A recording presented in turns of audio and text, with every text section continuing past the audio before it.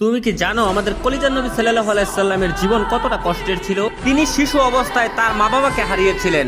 মানুষ তাকে এতিম বলে গালি দিত, তার পবিত্র গালে থাপ্পড় মারত। অসহায় নবীর কান্না ছাড়া আর কোনো পথ ছিল না। নবুয়ত পাওয়ার পর তার আপনজনরাই হয়ে ওঠে তার চিরশত্রু। তাকে পদে পদে হত্যার চেষ্টা করা হয়। মানুষ তার শরীরে ময়লা আবর্জনা ছুঁড়ে মারত, তার রাস্তায় কাঁটা বিছিয়ে রাখতো। মানুষ তার শরীরে পাথর মারত।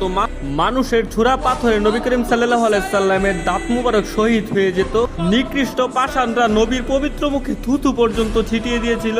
নবী করিম সাল্লাল্লাহু আলাইহি সাল্লামের কষ্টের দহন আরো বাড়লো যখন তার শিশুকালে কলিজার 3 পুত্র সন্তান ইন্তেকাল করেছিল। আবার কলিজার নবীর ঘরে চুলাও জ্বলতো না। ঈদের দিনও তিনি না খেয়ে ঈদগাহে যেতেন। ইসলামের জন্য আমার নবী 3 বছর গাছের পাতা খেয়ে বেঁচেছিলেন। এত কষ্টের মাঝে থেকেও আমাদের কলিজার নবী আমাদের জন্যই শুধু কেঁদেছেন। আমার এই অসহায় নবীকে যদি ভালোবাসো তাহলে কমেন্টে লেখো আই লাভ মুহাম্মদ এবং